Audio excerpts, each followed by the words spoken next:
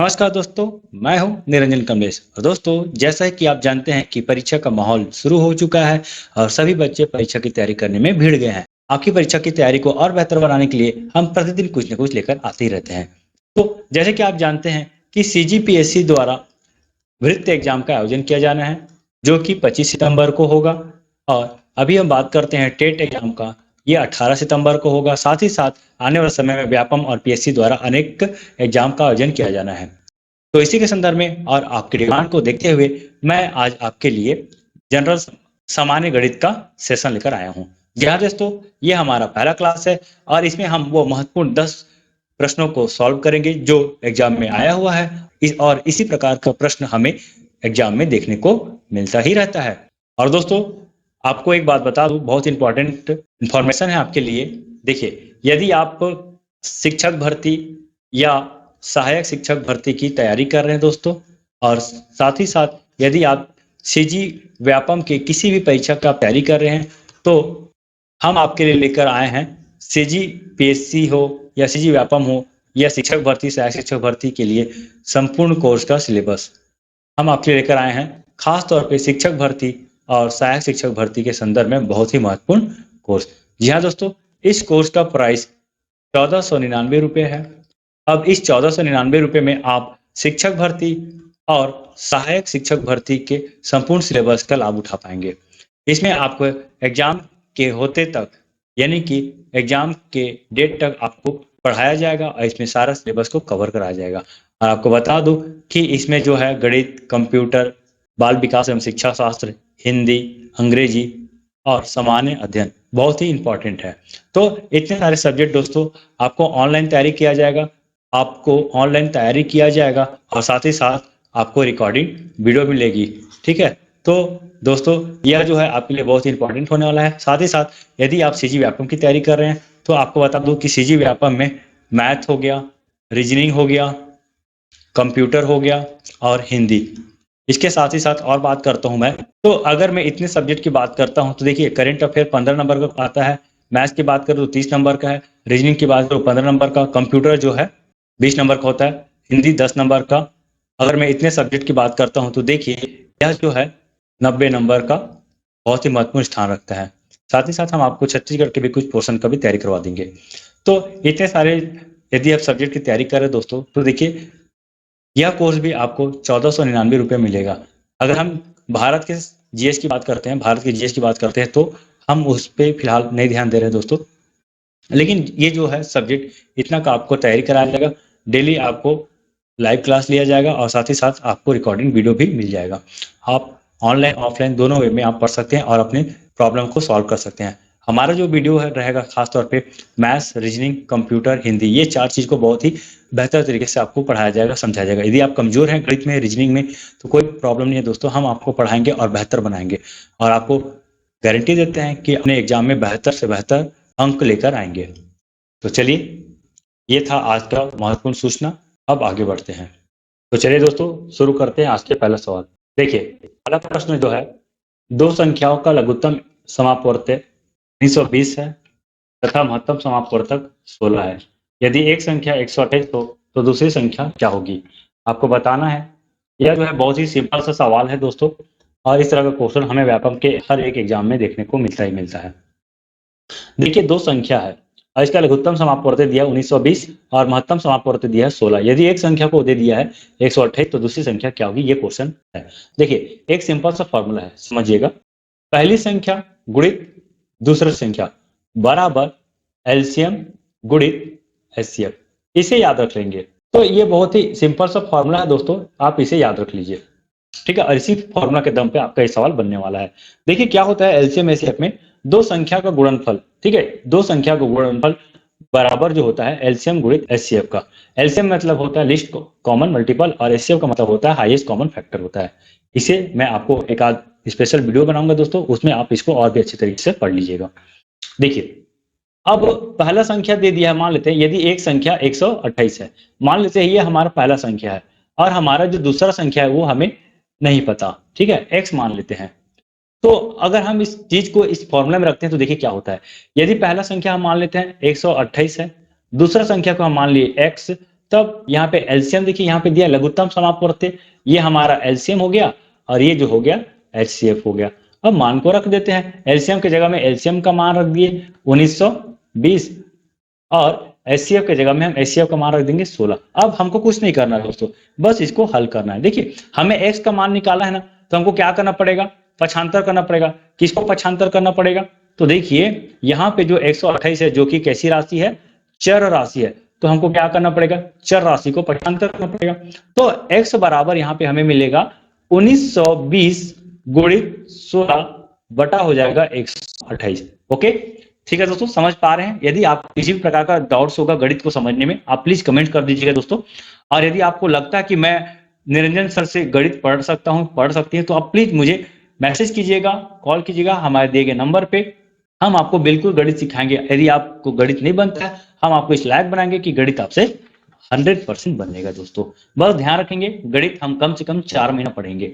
4 महीना 3 महीना भी पढ़ते हैं तब भी हमारा काम हो जाएगा, लेकिन मैं 4 महीने लेकर चलता हूं दोस्तों। आप 4 महीने में अभी तक नहीं सीख पाए हैं गणित, तो आप मुझे 4 महीने दीजिए, गारंटी देता हूं आपको गणित पूरी तरह से सिखाऊंगा। यदि गुणा में है राशि और उससे पक्षांतर करता हूं, तो पक्षांतर होने के बाद वो भाग में चला जाता है। अब मुझे कुछ नहीं करना है, बस इसको हल करना है। देखिए 16 एकम 16 होता है और 16 अठे 128 होता है। ठीक है, 16 अठे कितना हो जाएगा, 128 हो जाएगा। अब मैं फिर से भाग देता हूँ, तो देखिए 8 एकम 8 और ये हो जाएगा 8 दूनी 16 बचा 3, 8 3 बचा और 3 और 2 32 बना, तो 8 चौक, ठीक है 8 चौक 32 और ये 0 का 0, यानी कि जो x का मान हमें मिल रहा है वो मिल रहा है 240।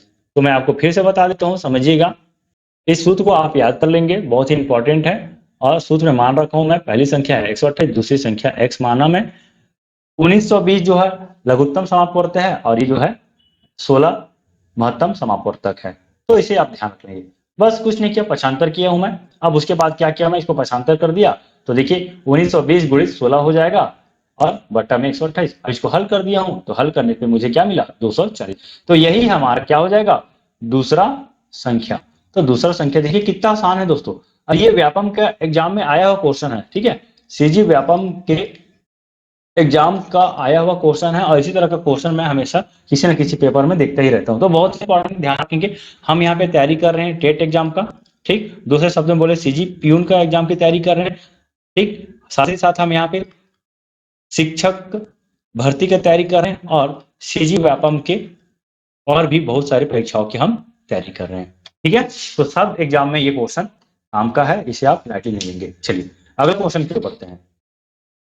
देखिए यदि x माइनस 1/x बराबर 1/2 हो, तो 4x square plus 4/x square का मान क्या होगा। देखिए इस तरह का क्वेश्चन जब भी आप देखते हैं ना, देखिए बाएं पक्ष दाएं पक्ष दोनों है, और यहाँ पे कभी देख रहे हैं कि ये भी ऐसा दिख रहा है, यहाँ पे भी ऐसा दिख रहा है, और ये क्या हो गया, दोगुना हो गया, स्क्वायर हो गया, सॉरी ये क्या हो गया, स्क्वायर हो गया।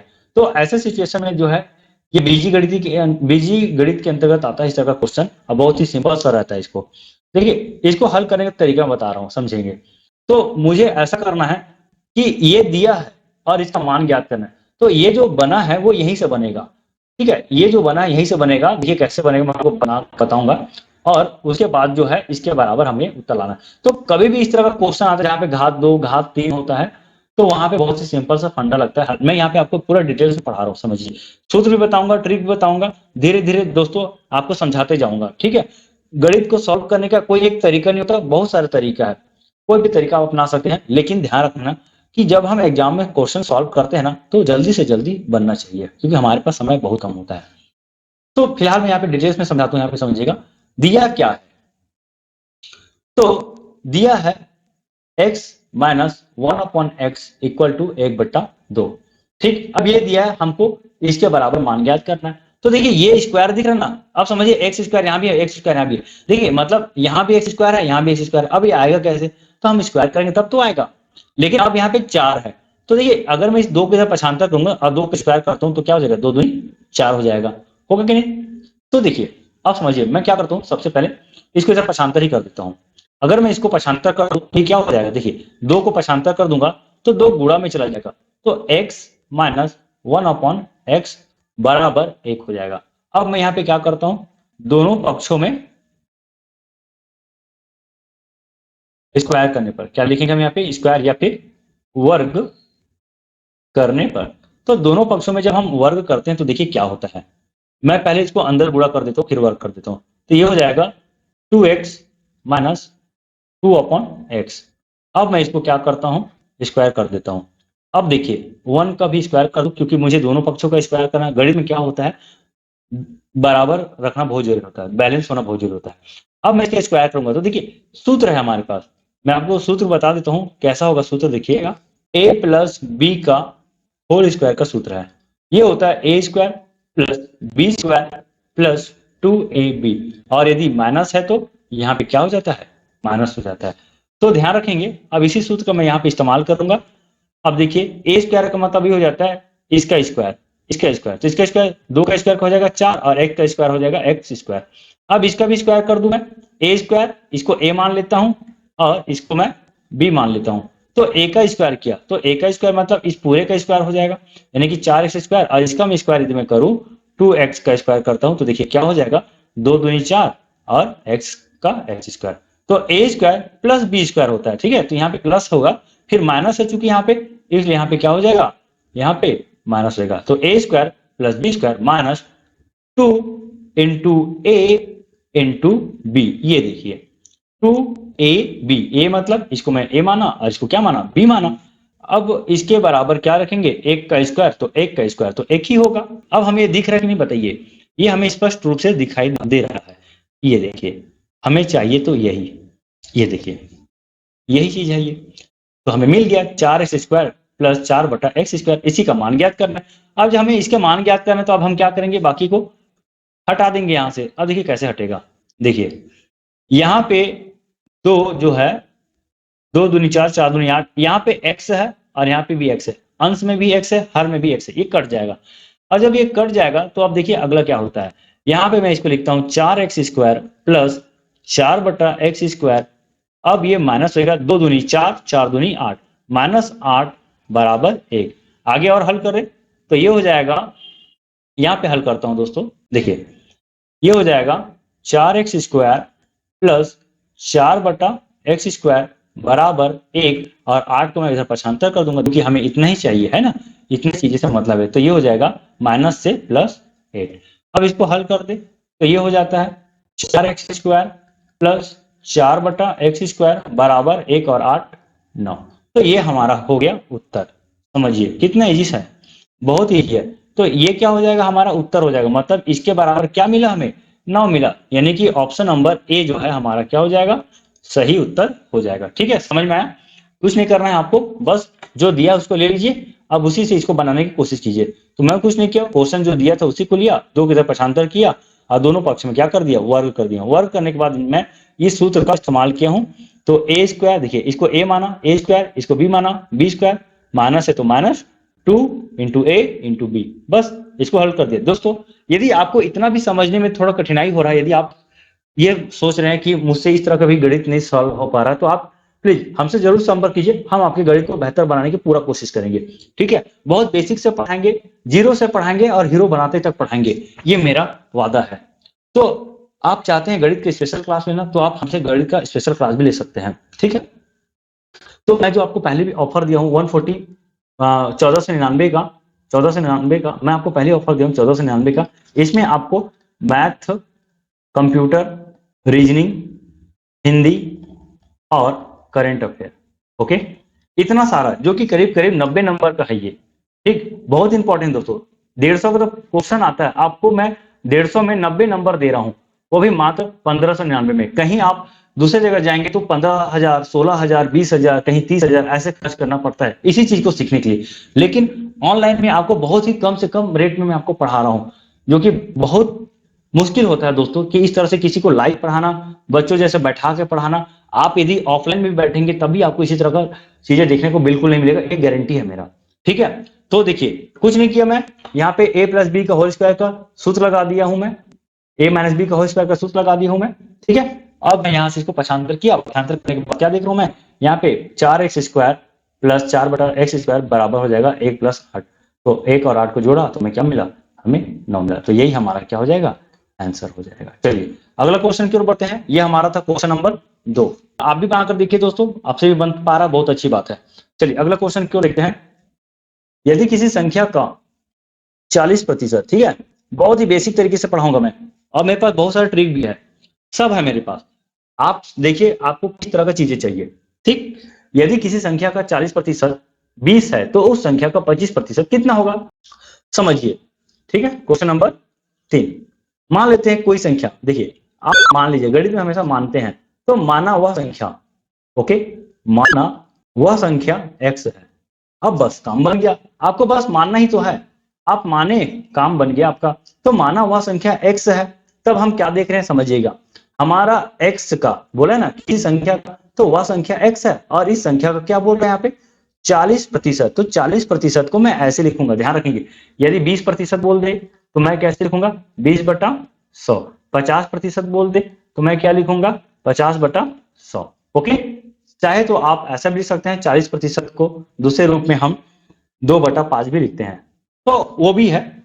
या तो हम 40% लिखे, यानी कि 40/100, या इसी को हमें पता है तो मैं सीधा सीधी लिखूंगा 2/5। ठीक है, तो या तो मैं यहाँ पे 40/100 लिखूं, या तो 2/5 लिखूं। अगर 2/5 लिखता हूं तो हमारा कैलकुलेशन और आसान हो जाएगा। ठीक है, अभी आया कैसे, तो मैं 0 को 0 से घटाया, अब देखिए 2 दूनी 4 और 2 बचे, तो मैं चाहूं तो यहाँ पे 2/5 भी रख सकता हूं। तो देखिए वह संख्या है x, अब इस x का 40% कितना हो जाएगा, 40/100 मान लेते हैं।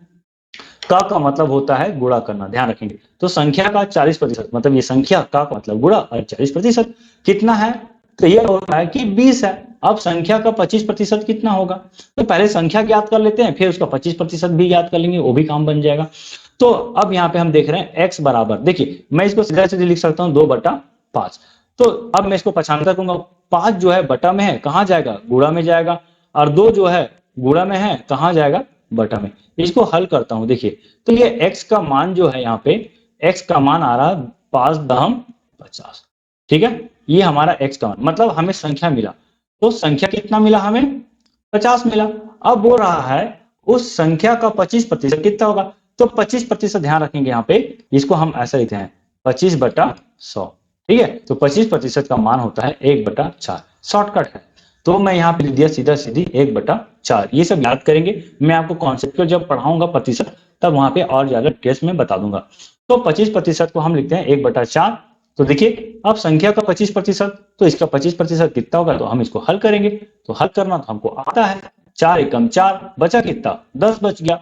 अब 10 यानी कि 4 दूनी 8, बचा 2, दशमलव लिए तो 2 बन गया 20, फिर 4 बचे 20, यानी कि इसका उत्तर जो आ जाएगा 12.5। ठीक, तो ये इसका उत्तर है, ध्यान रखेंगे।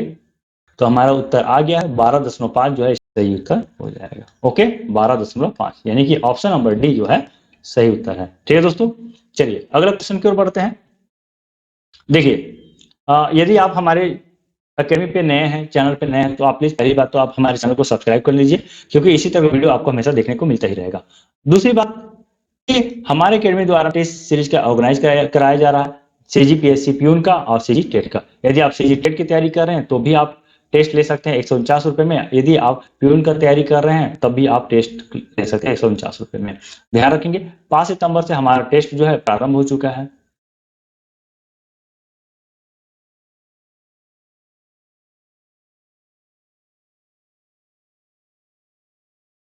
ठीक, तो दोस्तों यदि आप तैयारी कर रहे हैं तो टेस्ट आपके लिए मील का पत्थर साबित होगा, तो आप जरूर टेस्ट को दिलाइए।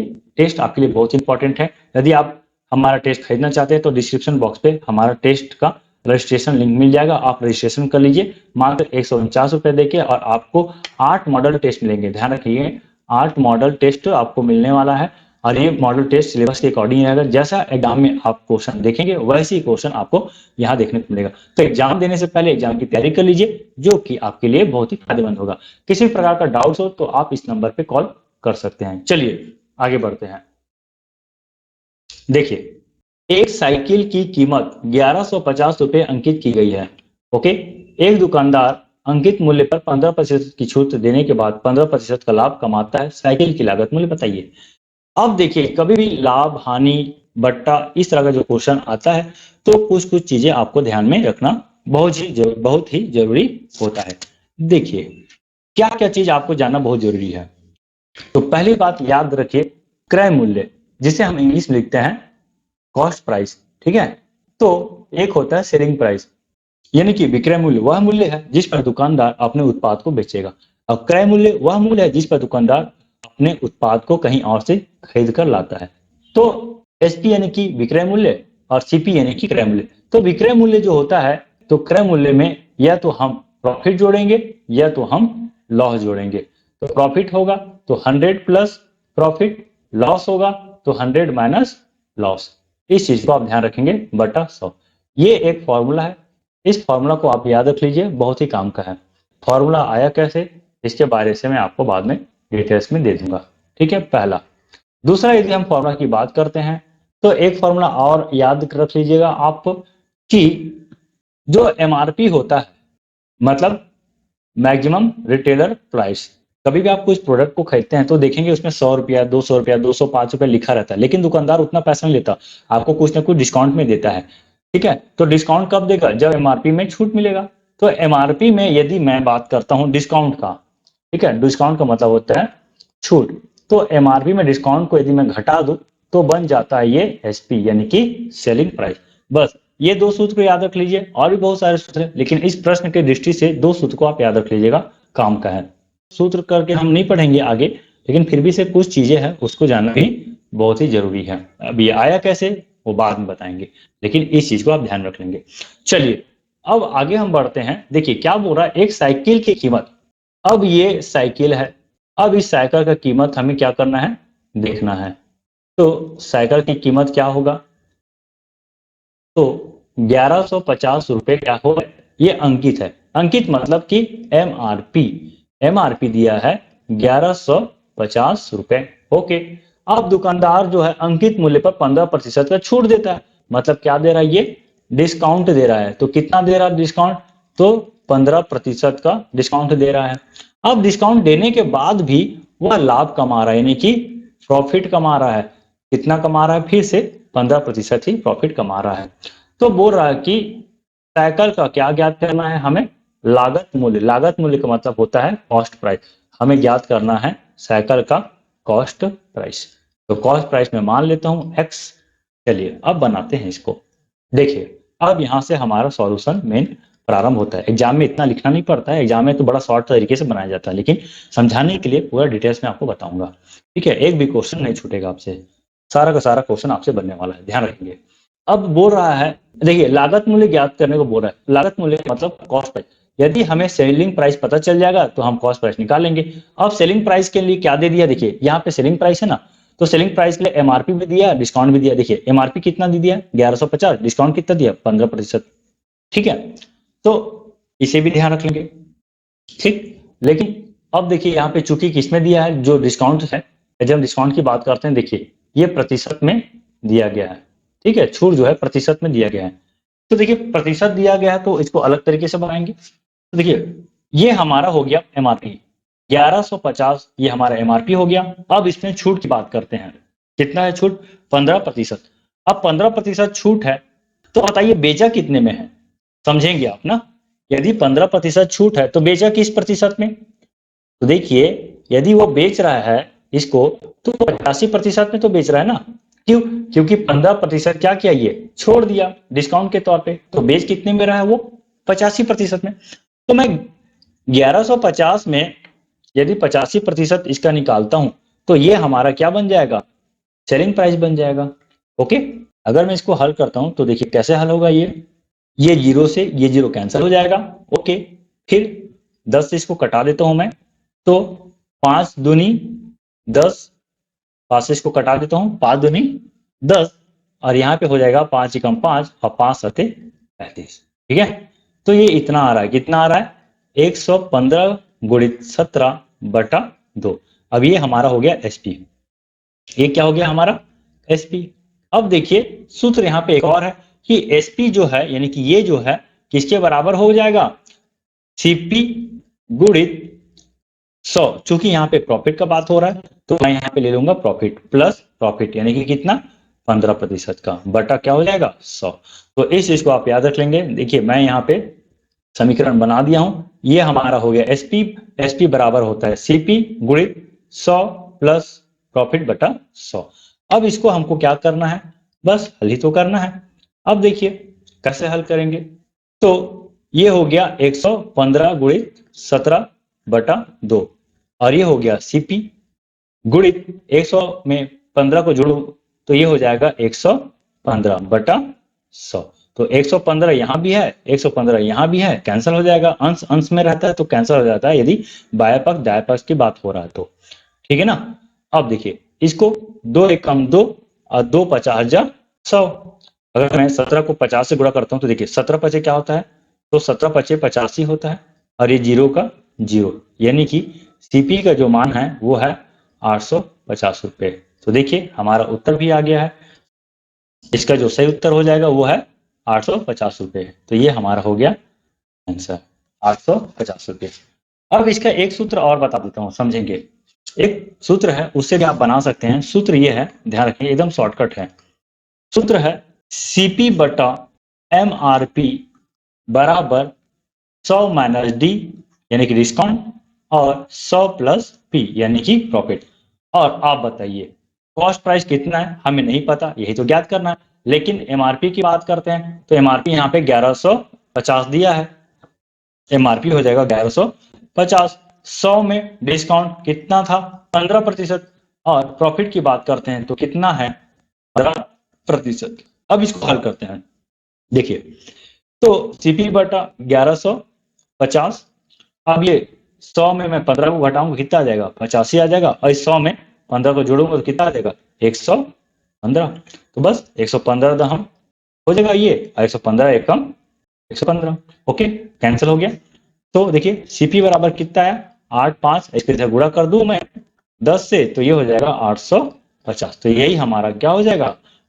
देखिए शॉर्टकट, तो शॉर्टकट भी बताया, प्रोसेस भी बताया, दोनों बताया आपको।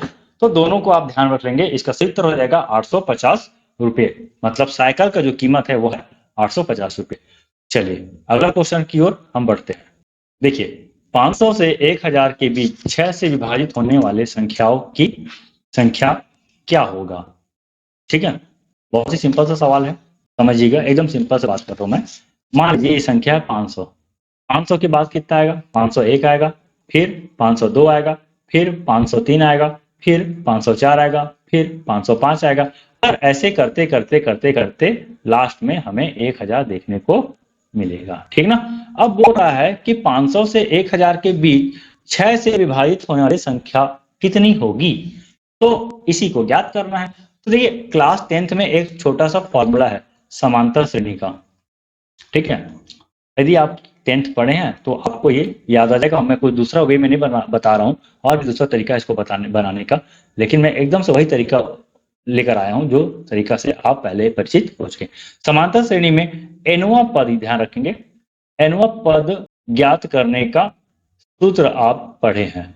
ये जो सूत्र होता है टी एन बराबर होता है a plus n minus 1 into D.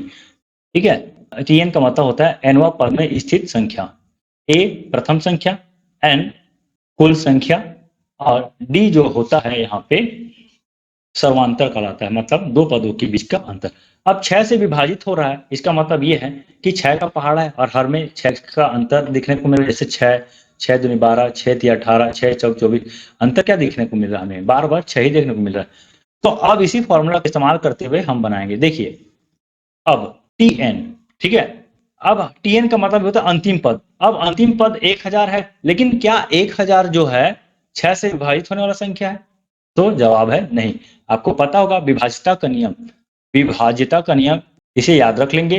विभाजिता का नियम क्या बोलता है, तो जो संख्या 2 से और 3 से, ठीक है, जो संख्या 2 से और 3 से विभाजित हो जाता है वो 6 से भी विभाजित हो जाता है। तो ये 3 से विभाजित तो नहीं होगा। ठीक है, तो देखिए 500 की बात करता हूं तो 500 6 से विभाजित नहीं होता है, एक भी नहीं होता 501, 502 भी नहीं, 503 भी नहीं, 504। तो 5 4 क्या होता है, 9, 5 4 9 होता है। और यहाँ ये 3 से विभाज्य है और 2 से भी विभाज्य है, मतलब ये क्या हो जाएगा, 6 से भी विभाज्य हो जाएगा। तो बस हमें करना कुछ नहीं है, इसी सूत्र में मान को रखना है। तो टीएन, अब टीएन क्या होगा, अंतिम पद, प्रथम पद मिल गया, ए का मान मिल गया, अब टीएन मतलब होता है अंतिम पद। अब अंतिम पद क्या होगा, मतलब आखिरी संख्या कौन है जो 6 से विभाजित होगा, तो 1000 तो नहीं है, तो 1000 से एक पहले आ जाइए, मतलब 999। तो 999 की बात करो तो ये 6 से विभाजित नहीं होगा। 998 की बात करो तो वो भी नहीं होगा, देख लेंगे भाग देकर, ठीक है। 998, तो 998 देखिए, 9 दूनी 18 और 9 तिया 27, यानी कि ये आ जा रहा है 26। तो 26 जो है 3 से विभाजित नहीं होता, ठीक है। तो ये भी नहीं है, 997 भी नहीं है, तो क्या है, 998। तो ध्यान रखेंगे अंतिम संख्या जो होगा, देखिए प्रथम संख्या की बात करूं तो जो 6 से विभाजित हो जाए तो प्रथम संख्या हो जाएगा यहाँ पे 504। और यदि हम अंतिम संख्या की बात करते हैं जो 6 से विभाजित हो जाएगा, वो हो जाएगा 996। ठीक है, चेक कर लेंगे, 6 से दोनों विभाज्य होगा, इससे पहले नहीं होगा, इसके बाद नहीं होगा, ठीक है। अब सूत्र में मान रखते हैं, तो यहाँ पे आ जाएगा 996, प्रथम पद हो जाएगा हमारा 504, ठीक। अब एन ही तो ज्ञात करना है, एन का मतलब होता है कुल संख्या, तो यहाँ पे एन हमको ज्ञात करना है -1 इंटू डी, डी मतलब पदांतर, दो पदों के बीच का अंतर। तो 6 से विभाज्य मतलब 6 क्या हो जाएगा, यहाँ पे दो पदों के बीच का अंतर हो जाएगा। अब मैं इसको हल करता हूँ, तो यहाँ पे हो जाएगा 996 माइनस 504 बराबर, अब क्या करता हूं मैं, ये हो जाएगा n-1। अब देखिए 996 में 504 को यदि मैं घटा दूं तो ये हमारा आ जाएगा 492, ठीक है। 6 में 4 को घटाऊंगा तो 2 आएगा, 9 में 0 घटाऊंगा तो 9 आएगा, और 9 में 5 को घटाऊंगा तो 4 आएगा। अब 6 को पक्षांतर कर दूंगा और इसके बराबर हो जाएगा n-1। तो देखिए 6 एकम 6, और इसको काटूं मैं तो क्या हो जाता है, 6 अठे 48 और 6 दूनी 12, यानी कि 82। देखिए आगे इधर बना देता हूं मैं, समझेंगे। देखिए हो गया 82, देखिए ये -1 है, पक्षांतर करूंगा तो क्या हो जाएगा, +1 बराबर n, यानी कि n बराबर हो जाएगा 82 और 1 83। मतलब जो कुल संख्या है 500 से 1000 के बीच, वो जो है 6 से विभाज्य होने वाली टोटल संख्या हो जाएगा 83। तो ये इसका सही उत्तर है, ठीक है। आपको बस ये सूत्र को याद रखना है, ये सूत्र में ये अंतिम पद होता है, ये प्रथम पद होता है, एन कुल संख्या हो जाएगा प्रथम पद और अंतिम पद के बीच का, और ये होता है पदांतर। बस कुछ नहीं, क्यों मान रख रहा हूँ। 500 के बाद ऐसा कौन सी संख्या जो 6 से विभाजित हो जाए, तो 504 होगा, और 1000 से पहले ऐसा कौन सी संख्या है जो 6 से विभाजित हो जाए, 996।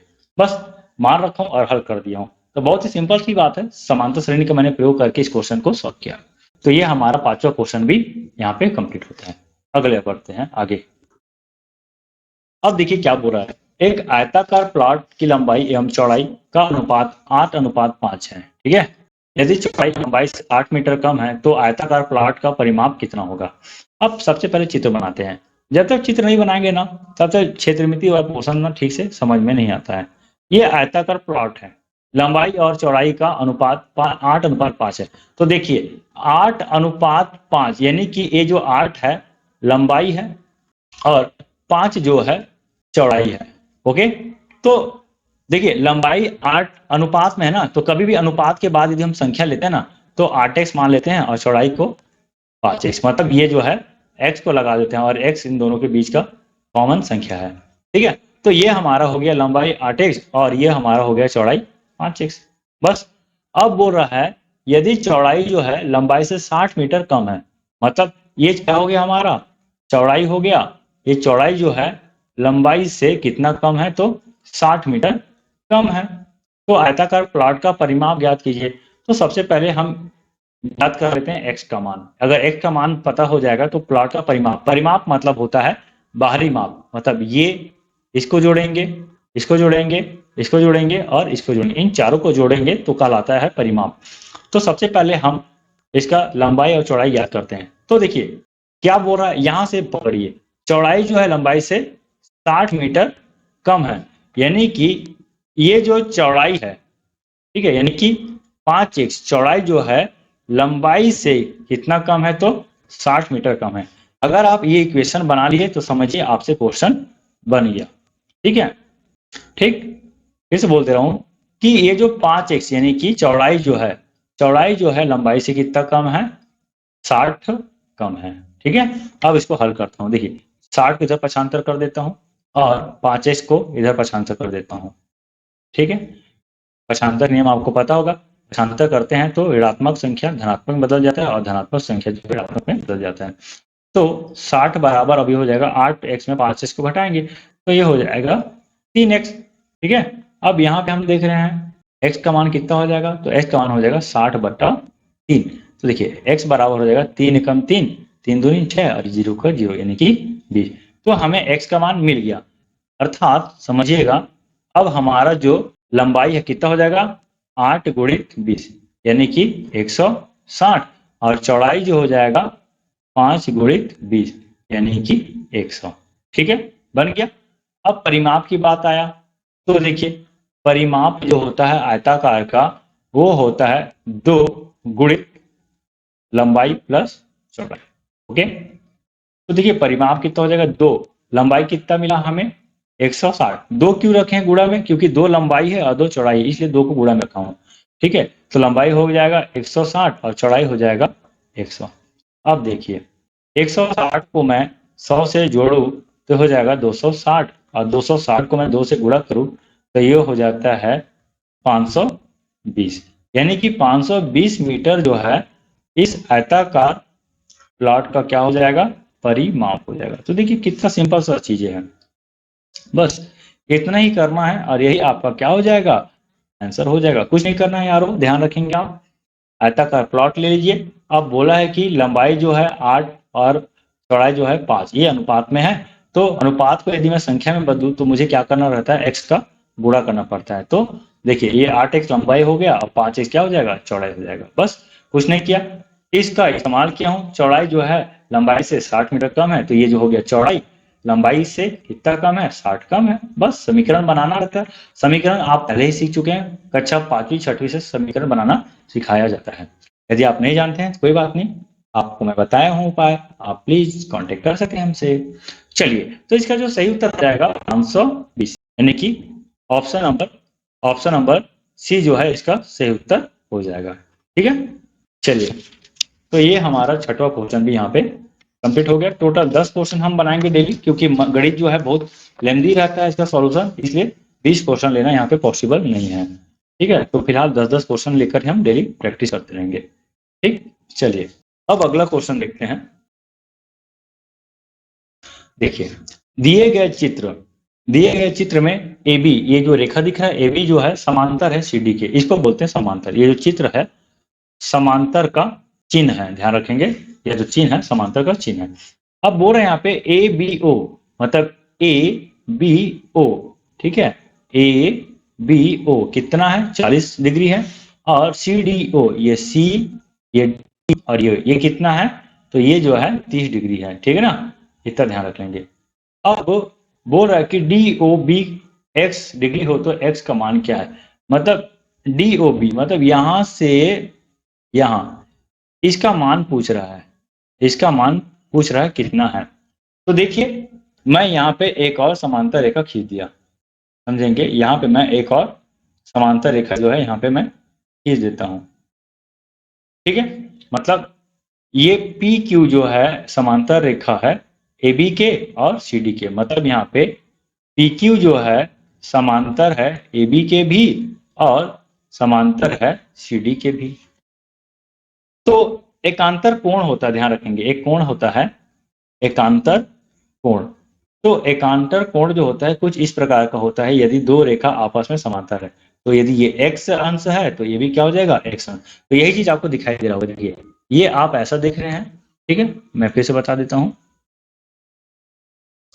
ये आप ऐसा देख रहे हैं ये, तो यदि ये 40 है तो ये भी कितना हो जाएगा 40 हो जाएगा। ठीक है, अब इधर देख लीजिए, ये भी क्या बन रहा है एक जेड का फॉर्म बन रहा है, ध्यान रखेंगे इसको जेड फॉर्म बोलते हैं। ये भी एक क्या बन रहा है जेड का फॉर्म बन रहा है। ठीक है, फिर से बता देता हूं आपको, अच्छे से आप समझिए ये वाला। ठीक है, ये क्या हो रहा है एक जेड का निर्माण कर रहा है। ठीक है, तो अगर ये 30 अंश है तो ये भी क्या हो जाएगा 30 अंश। अब पूछा कितना, इस पूरे को पूछा है यानी 40 प्लस 30, तो यानी कि ये हो जाएगा 70 अंश, यही उसका क्या हो जाएगा। ठीक है, तो इसका सही उत्तर हो जाएगा ऑप्शन नंबर सी 70 डिग्री। ध्यान रखेंगे कौन सा कोण का इस्तेमाल किया हूं मैं, एकांतर कोण, ये इस प्रकार का बनता है। ठीक है, और भी बहुत सारा कोण है, तो इसमें से एकांतर कोण का क्या है, उदाहरण है। चलिए अगला क्वेश्चन, समांतर त्रिभुज पी क्यू आर और त्रिभुज डी ई एफ की भुजाएं 5:6 के अनुपात में है। यदि त्रिभुज पी क्यू आर का क्षेत्रफल 75 सेंटीमीटर स्क्वायर के बराबर है तो त्रिभुज डी ई एफ का क्षेत्रफल क्या होगा। देखिए यहाँ पे दो त्रिभुज बनाता हूं मैं, ये हो गया त्रिभुज नंबर एक और ये हो जाएगा त्रिभुज नंबर दो। ठीक है, अब समरूप त्रिभुज है, कैसा त्रिभुज है ये समरूप है।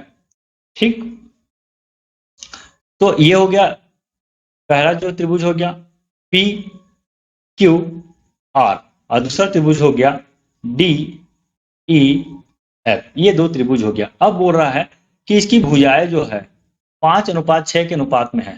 ठीक है, भुजाएं जो है 5:6 के अनुपात में है, मतलब कोई एक भुजा ले लेते हैं।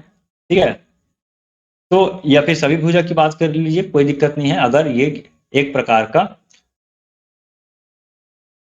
समबाहु त्रिभुज है तो। ठीक है, तो 5:6, यदि x की भुजा 5x है तो इसका भुजा कितना हो जाएगा, 6x हो जाएगा। तो यही है 5:6, भुजा जो है 5:6 में, यानी कि एक भुजा इसका 5x है तो इसका भुजा क्या हो जाएगा, 6x हो जाएगा। अब देखिए बोल रहा है यदि पी क्यू आर का क्षेत्रफल, इसका क्षेत्रफल कितना दे दिया है, तो इसका जो क्षेत्रफल जो है ये दे दिया है 75 सेंटीमीटर स्क्वायर, तो इसका क्षेत्रफल कितना होगा ये पूछा है। तो एक सूत्र होता है, ध्यान रखिएगा, समरूप त्रिभुज का एक सूत्र है, बहुत ही प्यारा सा सूत्र है, ये है त्रिभुज पी क्यू आर का क्षेत्रफल बटा त्रिभुज डी ई एफ का क्षेत्रफल, इसके बराबर हो जाता है किसी भी एक संगत भुजा, ध्यान रखेंगे, किसी भी एक संगत भुजा का होल स्क्वायर। तो यहाँ पे संगत भुजा ले लेता हूँ, मान लेता हूँ मैं पी क्यू बटा यहाँ पे लेता हूँ डी ए। ध्यान रखेंगे संगत भुजा का मतलब अगर मैं इसका बात कर रहा हूँ तो ये, अगर इसका बात कर रहा हूँ तो ये हो जाएगा, अगर इसका बात करूँ तो ये हो जाएगा। ठीक है, संगत भुजा, तो संगत भुजा का स्क्वायर, तो क्षेत्रफल का अनुपात जो होता है संगत भुजा के स्क्वायर के बराबर होता है। तो पी क्यू आर इसका मान दे दिया, देखिए 75 सेंटीमीटर स्क्वायर, और डी ई एफ इसको मैं मान लेता हूँ एक्स। अब ये पी क्यू का मान दिया है, कितना दे दिया है 5x। ठीक है, 5x, और डी का मान दे दिया कितना 6x, और ये किस में है, स्क्वायर में है। तो देखिए हल करते हैं तो 75/x हो जाएगा और ये हो जाएगा 25x स्क्वायर बटा 36x स्क्वायर, एक्स स्क्वायर से एक्स स्क्वायर कैंसिल हो जाएगा, 25 एकम 25, 25 दिया 75। अब मैं इसको पक्षांतर कर दूं तो हमारा x का मान हो जाएगा, देखिए यहाँ पे 6 तिया 18 और 3 तिया 9 और 1 10, यानी कि 108। इसका जो सही उत्तर हो जाएगा वो है 108। ठीक है, यानी कि इसका जो क्षेत्रफल हो जाएगा वो 108 सेंटीमीटर इसका, यानी कि ऑप्शन नंबर सी जो है, ऑप्शन नंबर सी जो है इसका सही उत्तर हो जाएगा। ठीक है, तो इस तरह से हमारा 8वां प्रश्न भी हल हो चुका है। चलिए कोई दिक्कत है दोस्तों तो बताएंगे आप, इसको याद रख लेंगे, ये सूत्र होता है यदि त्रिभुज समरूप है तो। ध्यान रखेंगे ये सूत्र तभी काम आता है यदि त्रिभुज आपस में क्या है, समरूप है। तो त्रिभुज के क्षेत्रफल का अनुपात बराबर किसी भी एक संगत भुजा के वर्ग के बराबर होता है। तो ये क्षेत्रफल का अनुपात हो गया और ये एक संगत भुजा का क्या हो जाएगा, वर्ग के बराबर हो जाएगा। ओके, चलिए अगला क्वेश्चन क्यों जाते हैं, इसका जो सही उत्तर हो जाएगा वो है ऑप्शन नंबर सी। ध्यान रखेंगे ये नहीं है। देखिए अगला क्वेश्चन है क्वेश्चन नंबर 9, दो परिमेय संख्याओं का गुणनफल होगा। तो भैया तो देखिए परिमेय संख्या क्या होता है, जो पी बाई क्यू के रूप में हो, एक परिमेय संख्या ये हो गया और एक परिमेय संख्या हो गया आर बाई एस। तो परिमेय संख्या गुणनफल हमेशा परिमेय संख्या ही देता है, ये सिंपल सा परिमेय संख्या क्या है, प्रॉपर्टी है। ठीक है, तो परिमेय संख्या का एक गुणधर्म है, यदि हम दो परिमेय संख्या को क्या करते हैं, गुणा करते हैं, तो उसका जो परिणाम होगा भी एक परिमेय संख्या ही होगा, यानी कि ये जो है सही होगा उत्तर नंबर 1। ठीक है, चलिए ऑप्शन ए जो है इसका सही उत्तर हो जाएगा। देखिए अब आखिरी क्वेश्चन आज का, सबसे कम से शुरू कर संख्याओं को बढ़ते क्रम में लिखिए। हमको संख्या को क्या करना है, बढ़ते क्रम में लिखना है। देखिए संख्या को मैं फिर से लिख देता हूँ कौन कौन सी संख्या है। तो 3 का स्क्वायर है, उसके बाद करनी में 100 है, इसके बाद 4 का स्क्वायर है और फिर 80। हमको इसको क्या करना है, बढ़ते क्रम में जमाना है, यानी कि सबसे पहले छोटा रहेगा, फिर उसके बाद बड़ा, फिर उसके बाद और बड़ा, फिर उसके बाद सबसे बड़ा। ओके, तो ये 4 संख्या है, हमें इसको क्या करना है, बढ़ते क्रम में जमाना है। लेकिन देखिए सबको अलग अलग रूप में दिया है, तो सबको मैं एक रूप बनाने के लिए मैं क्या करता हूँ, सबको पहले हल कर देता हूँ। तो देखिए 3 का स्क्वायर जो है कितना हो जाता है, 9 हो जाता है। और करनी 100 का यदि हम बात करते हैं तो इसका मान हो जाता है 10। और यदि हम 4 का स्क्वायर की बात करते हैं तो 4 चौक 16 हो जाएगा। और करनी 80 की यदि हम बात करते हैं तो करनी 80 का मान, देखिए करनी 80 को कैसे हल करते हैं बता देता हूँ मैं, यहाँ पे बताता हूँ, ठीक है। देखेंगे करनी 80, मैं इसको लिख सकता हूँ करनी में 2 गुणित 2 गुणित 2 गुणित 2 गुणित 5। देखिए 2 दूनी 4, 4 दूनी 8, 8 दूनी 16 और 16 बचे 80।